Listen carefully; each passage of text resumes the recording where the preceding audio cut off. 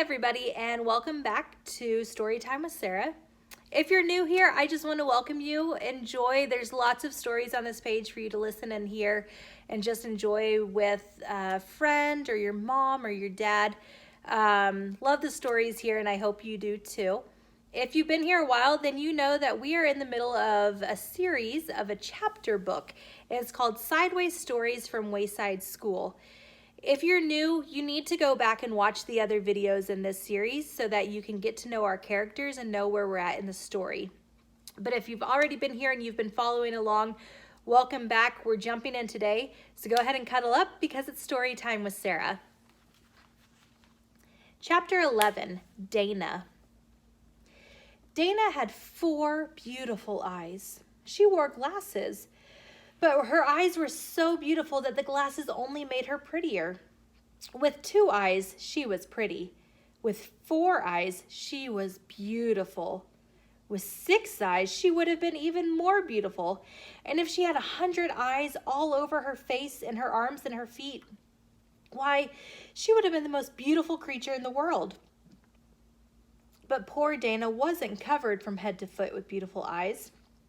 She was covered with mosquito bites. Mrs. Jules picked up her yardstick and said, "Now it's time for math." "Oh no, Mrs. Jules," said Dana. "I can't do math. I itch all over. I can't concentrate." "But we have all kinds of math," said Mrs. Jules. "Addition without carrying, addition with carrying, and carrying without addition." "I don't care," cried Dana.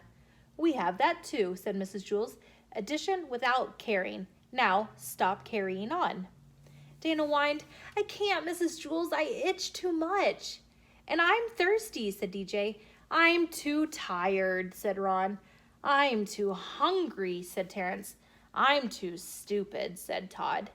Mrs. Jules hit her desk with the yardstick. Everyone stopped talking. Mrs. Jules said, "We are going to have math now, and I don't want to hear another thing about it." "But Mrs. Jules, I really do itch. I can't do math," Dana whined. "No," said Mrs. Jules. "Math is the best known cure for an itch. How many mosquito bites do you have?" "I don't know," said Dana. "Over 100. First I try scratching one, but then another one starts to itch, so I start to scratch that one, and that one stops, and another one starts, so I scratch that one, and the itch moves down to another, then it goes back to the first one. The itch never stays in the same place. I just can't scratch them all."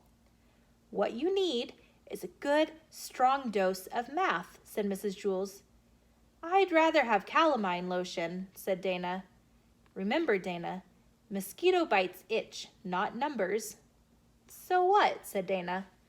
Mrs. Jules continued, "We'll just have to turn your mosquito bites into numbers."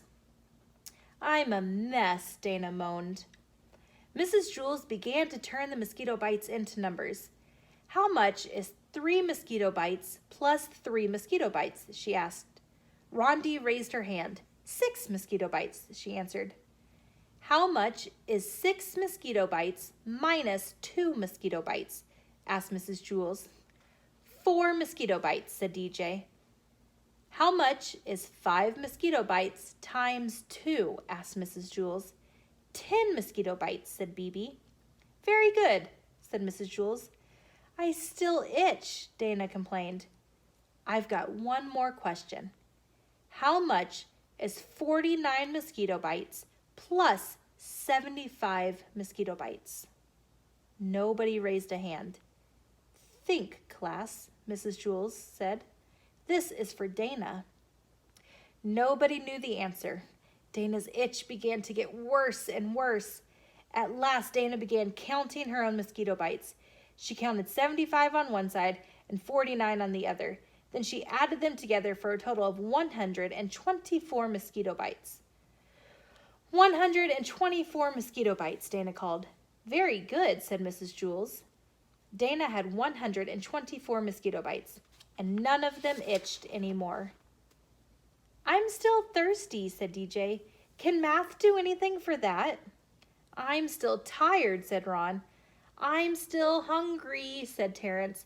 "I'm still stupid," said Todd. "I'm glad we turned my mosquito bites into numbers instead of letters. I could never spell mosquito. Chapter 12, Jason. Jason had a small face and a big mouth. He had the second biggest mouth in Mrs. Jewell's class, and there were an awful lot of big mouths in that class. Mrs. Jewell, Jason called without raising his hand. Joy is chewing gum in class. Joy had the biggest mouth in Mrs. Jewell's class, and it was filled with gum. There was hardly even room for her tongue. Joy, I am ashamed of you, said Mrs. Jewell. I'm afraid I'll have to put your name up on the board. That's okay, Mrs. Jewell, Jason called. I'll do it. Jason hopped out of his seat and wrote Joy's name on the blackboard under the word discipline.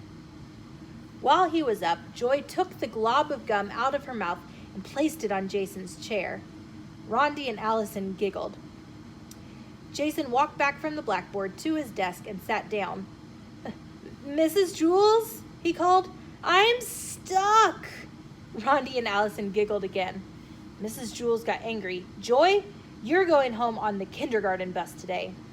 Oh, good, said Todd. I'll have some company. Todd went home on the kindergarten bus every day. He could never seem to make it to 12 o'clock without getting into trouble 3 times. His name wasn't even up on the blackboard yet, but he knew that by 12 o'clock it would be up, checked, and circled. Mrs. Jewell, what am I going to do? I'm stuck. I'm going to have to stay here for the rest of my life, said Jason. Joy, tell Jason you're sorry, said Mrs. Jewell. I'm sorry, Jason, said Joy. Oh, that's okay, Joy, said Jason. I don't mind. Try to get up, Jason, said Mrs. Jewell. Jason tried. I can't, Mrs. Jewell. I'm stuck. Mrs. Jewell asked the 3 Erics to help. Eric Fry and Eric Ovens pulled Jason. Eric Bacon held the chair. Stop, cried Jason. You'll rip my pants. Rondi and Allison giggled. All right, said Mrs. Jewell. Let's try ice water. That should freeze the gum and make it less sticky. I'll go get some from Miss Mush. Miss Mush was the lunch teacher at Wayside School. She had the remarkable ability to undercook a dish and overcook it at the same time. Her specialty was a nice hot bowl of mud. She called it porridge. Jason looked at Rondi and Allison. No, Mrs. Jewell, he said. Don't leave me. Besides, Mrs. Mush's ice water is probably warm. Don't be silly, Jason, said Mrs. Jewell. I'm sure it will be at least as cold as her soups. Rondi and Allison leered at Jason. No, Mrs. Jewell, please don't go, begged Jason. I'll be right back, Jason, said Mrs. Jewell, as she went to Miss Mush for some ice water. As soon as Mrs. Jewell stepped out the door, Rondi and Allison jumped up from their seats and started to tickle Jason. He laughed until his hair turned purple. The girls got back to their seats just as Mrs. Jewell returned. Mrs. Jewell carried a big bucket of ice-cold water. Oh, no, please don't. No, Jason pleaded. We have no choice, said Mrs. Jewell. She threw the water all over him. Well, said Mrs. Jewell, try to get up. Jason was drenched. I'm wet and I'm cold and I'm still stuck. Oh, well, it didn't work. At least we tried. Now I guess we'll have to cut your pants off. Rondi and Allison giggled. No, Mrs. Jewell, no, Jason screamed. I don't mind being stuck here. I'm really very comfortable. Don't be silly, Jason, said Mrs. Jewell. Don't cut off my pants, said Jason. The 3 Erics can carry you to the bathroom, said Mrs. Jewell. I'll ask Louis to call your mother. She can bring you a new pair of pants. The 3 Erics took a hold of Jason's chair and turned him upside down. No, Mrs. Jewell, said Jason. Now I'll always have a place to sit down. I won't have to worry about finding a seat on the bus. The 3 Erics began to take him away. Wait, said Joy. Mrs. Jewell, if I can get Jason unstuck, do I still have to go home on the kindergarten bus? All right, said Mrs. Jewell. If you can somehow get Jason free, you don't have to go home early. Don't trust her, Mrs. Jewell, said Jason. He was still hanging upside down. I'll just kiss him, said Joy. No, Jason screamed. Don't let her kiss me, Mrs. Jules. Throw water on me, tickle me, cut off my pants, hang me upside down from the ceiling, but don't let her kiss me. I'll just kiss him on the nose, said Joy. We've got nothing to lose, Jason, said Mrs. Jules. Ooh, who would want to kiss Jason, said Allison. Jason hung helplessly upside down. Joy stepped up and kissed him on the nose. Jason fell out of the chair and hit his head on the floor. Rondi and Allison giggled. Darn, said Todd. Now I'll have to go home alone again. Joy erased her name from the blackboard.